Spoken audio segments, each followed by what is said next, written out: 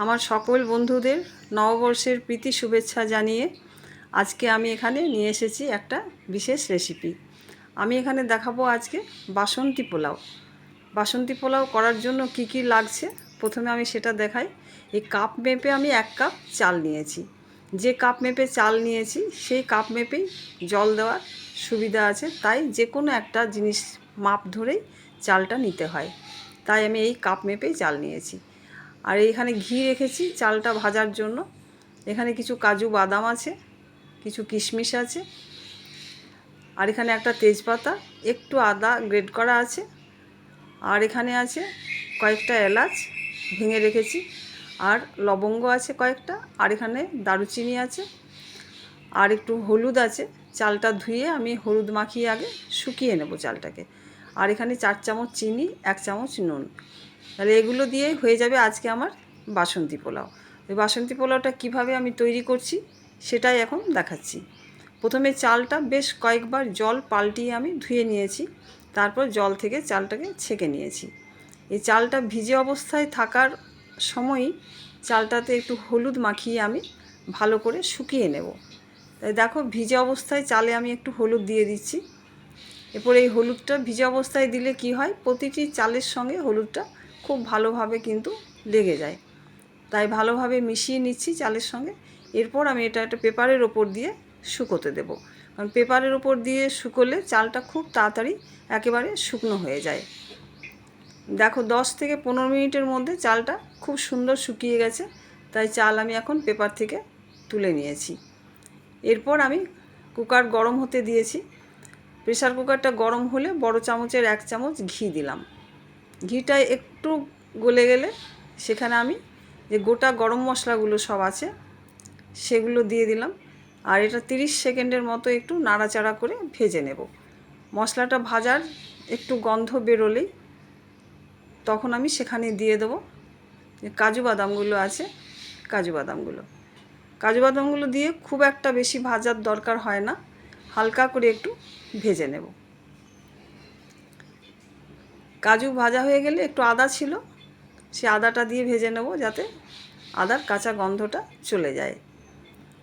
এরপর এগুলো ভাজা হয়ে যাওয়ার পর যে চালটা আমি তুলে রেখেছিলাম চালটা দিয়ে খুব হালকা আঁচে এটাকে ভাজতে থাকবো।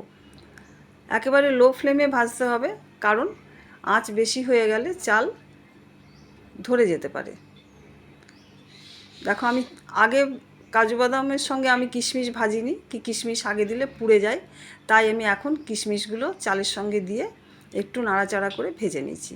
যে চালটা ভাজা হয়েছে আমরা কি করে বুঝবো, আমি দেখাচ্ছি। খুন্তি থেকে একটু উঠিয়ে দেখো চালের কোনাগুলো একটু সাদা সাদা দেখা যাচ্ছে, বুঝতে পারছো?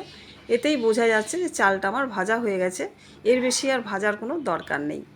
এদিকে আমি গরম জল ফুটতে দিয়েছি। যে কাপ মেপে চাল দিয়েছিলাম সেই কাপেরই 2 কাপ জল লাগে, কিন্তু আমি প্রেসার কুকারে করছি বলে জল আমি একটু কম দিচ্ছি, 1.25 কাপের মতো। তাই 1.25 কাপ জল দিয়ে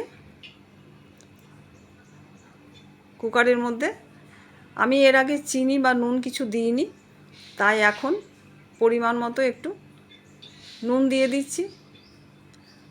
আর আমি যে 4 চামচ চিনি রেখেছিলাম চিনিটা দিয়ে খুব ভালো করে জলের সঙ্গে মিশিয়ে নেব। আমি আমার মতো করেই মিষ্টি দিয়েছি, তোমরা যদি কেউ বেশি মিষ্টি পছন্দ করো তাতে অবশ্যই দিতে পারো। এরপর খুব ভালো করে নাড়িয়ে আমি কুকারটা বন্ধ করে দেবো। প্রেসার কুকারের একটা সিটি হয়ে গেলেই আমি গ্যাস বন্ধ করে দেবো। তারপর প্রেসার কুকার ঠান্ডা হলে দেখো আমি খুলে দেখাচ্ছি কিভাবে পোলাওটা তৈরি হয়েছে। এখন গরম কুকারের থেকে কিন্তু আমাকে পোলাওটা তুলে নিতে হবে, কারণ গরম কুকারের মধ্যে যদি আমি কিছুক্ষণ রেখে দিই চালটা বেশি সেদ্ধ হয়ে গেলে খুব নরম হয়ে যাবে। তাই কুকারের মধ্যে বেশি রাখা চলবে না। এটাকে আমি তুলে প্লেটে তুলে নিচ্ছি। দেখেছো কত ঝরঝরে হয়েছে, একেবারে সুন্দর পোলাও তৈরি হয়ে গেছে। তো প্রেসার কুকারে কিন্তু সময়টা খুব কম লাগে, আর পোলাওটাও কিন্তু খুব সুন্দর তৈরি হয়। তাই তোমরাও একবার চেষ্টা করে দেখো প্রেসার কুকারে এইভাবে করে নিতে। দেখো প্রেসার কুকারে করলে কি হয়, সব দিক দিয়েই সুবিধা হয়, টাইম খুবই কম লাগে, আর খুব সুন্দর চাল কিন্তু সেদ্ধ হয়। আচ্ছা, এই পোলাওয়ের পাশে আমি এখন রাখবো একটু মটন কারি। তাই মটন কারিটা কীভাবে তৈরি করছি খুব চটজলদি সেটাও আমি তোমাদের কাছে দেখাচ্ছি। আমি মটন তৈরি করতে গেলে তার সঙ্গে একটু পেঁপে দিই, কারণ পেঁপে দিলে মটনটা খুব ভালো সেদ্ধ হয়। তাই প্রথমে কড়াইয়ে তেল গরম করে পেঁপে আর আলুটা আমি ভেজে নেব। পেঁপেটা খুব বেশি ভাজতে দরকার হয় না, একটু পরে তুলে নেব, কিন্তু আলুটা লাল করে ভেজে নেব। দেখো পেঁপে আমি তুলে নিয়েছি, এরপর আলুগুলো লাল করে একটু ভেজে তুলব।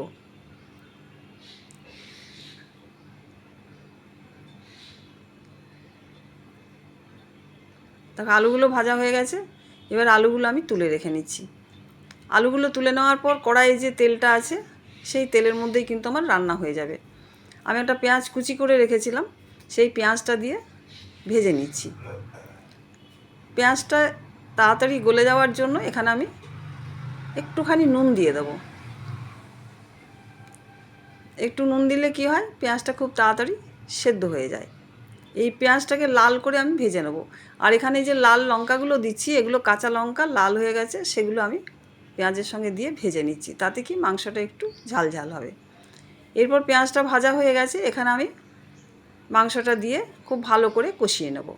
আমি প্রথমেই বলে দিই, আমি প্রথমেই মাংসের সঙ্গে শুকনো যে মশলাগুলো দেওয়ার দরকার হয়, জিরে গুঁড়ো, ধনে গুঁড়ো, হলুদ, নুন, চিনি, সব কিছু কিন্তু একসঙ্গে দিয়ে আমি মাখিয়ে রেখেছিলাম। আর একটা বাটা মশলা লাগে, আদা, রসুন, পেঁয়াজ, লঙ্কা, সেগুলো আমি বেটে একসঙ্গে সমস্ত কিছু মাখিয়ে কিন্তু প্রায় 1 ঘন্টার আগে মটনটাকে রেখে দিয়েছিলাম। এরপর পেঁয়াজটা ভাজা হলে তার সঙ্গে মটনটা দিয়ে খুব ভালো করে কষিয়ে নেব। দেখো মটনের বেশ ভালো জল বেরোয়, তাই মাঝে মাঝে খুন্তি নাড়িয়ে একবার করে ঢাকা দিয়ে দিলে বেশ ভালো রকমের জল বেরিয়ে যায়।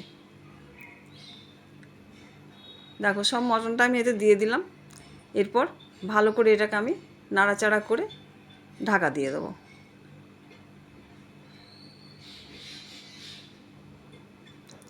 আমি সব মশলা এখানে মাখিয়ে রেখেছি, তাই নতুন করে আর কড়াইয়ের মধ্যে আমি কিছু মশলা দিচ্ছি না। দেখো এইভাবে মাঝে মাঝে ঢাকা দিয়ে যদি রান্না করা যায়, তাহলে যে জলটা বেরোয় মাংসর থেকে, তাতেই কিন্তু কিছুটা সেদ্ধ হয়ে যায়। দেখেছো কতটাই জল বেরিয়েছে। এইভাবেই মাঝে মাঝে নাড়াচাড়া করে আবার ঢাকা দিয়ে দিতে হবে।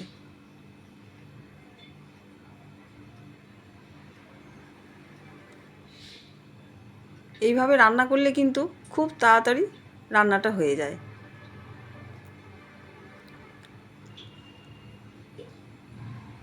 এইভাবে যতক্ষণ জলটা থাকবে ততক্ষণ বারে বারে ঢাকা দিয়ে আবার ঢাকা খুলে আবার নাড়াচাড়া করে এইভাবেই রান্নাটা করতে হবে। দেখেছো এবার আর জল নেই, জল শুকিয়ে গেছে, আর মাংসটাও খুব ভালো রকম কষানো হয়ে গেছে। এরপর আমি কড়াইটা সরিয়ে এখানে প্রেসার কুকারে জল গরম হতে দেব। দেখো জলটা গরম হয়ে গেছে, এই গরম জলের মধ্যে আমি আলু, পেঁপে, মাংস সব একসঙ্গে দিয়ে ভালো করে নাড়া দিয়ে বন্ধ করে দেবো।